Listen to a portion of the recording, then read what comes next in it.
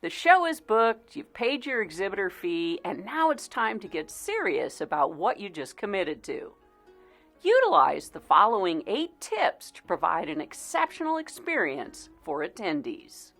1. Read the exhibitor manual. You need to know what's in the package. Do you know the drayage rate, the electrician rules, the shipping time frame, or the local fire codes if you want to build your own booth with nothing but fabric? Do you know about floor prices? These are your penalties for not thinking ahead.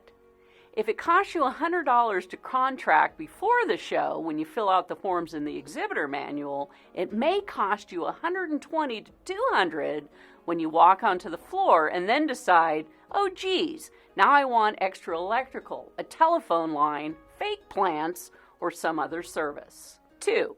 It's not enough to merely know where the convention center is. Take a few minutes and do an internet search about your destination. Where is the closest medical facility, airport, UPS or FedEx store if you need copies, or Walmart if you found a run in your pantyhose? This knowledge will save you valuable time if you need to go or send someone else out of the venue to run an errand. 3. Designate a team leader before the show. This person will be the go-to person in case of any emergencies and should have decision-making power. If an unforeseen event occurs, your team will know who they should turn to for direction. 4. Don't order items you can bring with you. A box under the drape table is free. The wastebaskets they rent cost $20 each. 5. If possible, visit the facility prior to selecting your booth. The location of your booth and the signage you use will have a direct result of your trade show success. Find out what you are paying for. Request a floor map with your booth location clearly marked out so that you know where you will be. It may be in a great spot or behind a pillar or in an inaccessible corner. Be aware of other potential problems that may reduce your chances of success, such as food court. Although being located next to the food court could be beneficial, it creates a distraction. It's difficult enough to interest a potential buyer in 3 minutes. You don't need the smell of popcorn interrupting or lines of people blocking your booth because they want to buy a hot dog. Competition. Do not rent a booth that is right next to a competitor. Talk to the organizers to make sure everyone is spread out. Accessibility.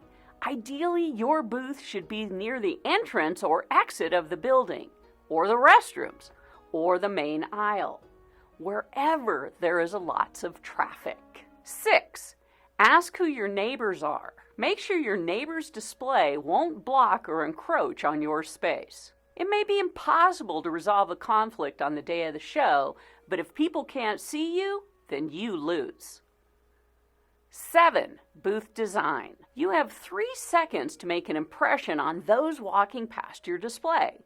Your visuals and graphics must be large and bright while simply and clearly communicating in as few words as possible the benefits of your product.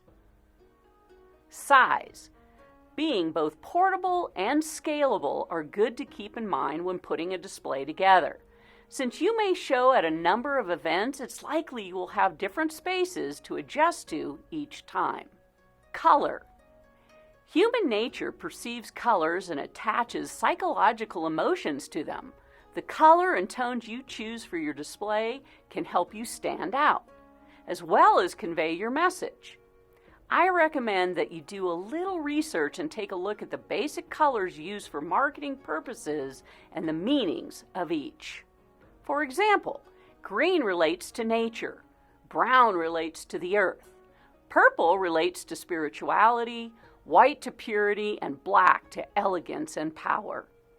It's important to choose the right color scheme based on your target market.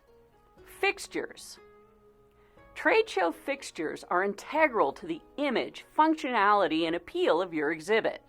The quality and style of your countertops, literature racks, lecterns, furniture, writing surfaces, and other booth accessories must superbly coordinate with your booth design and reflect your product reputation.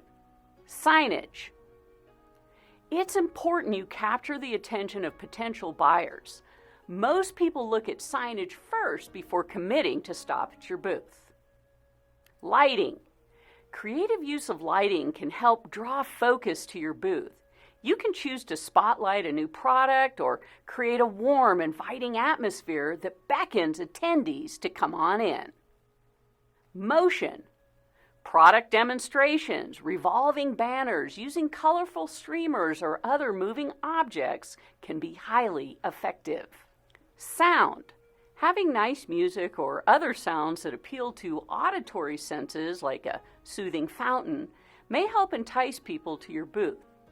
Yet be very careful that sound levels are appropriately set so they can be heard only in your area and won't disturb the other exhibitors around you.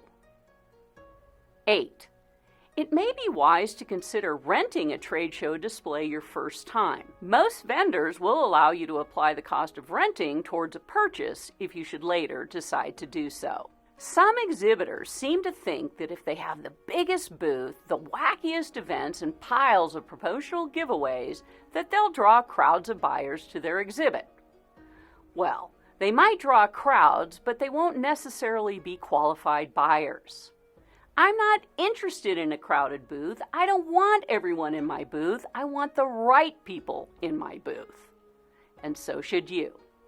The size of your booth isn't nearly as important as how you present the company and how effective your team is at engaging qualified attendees and following up with interested buyers.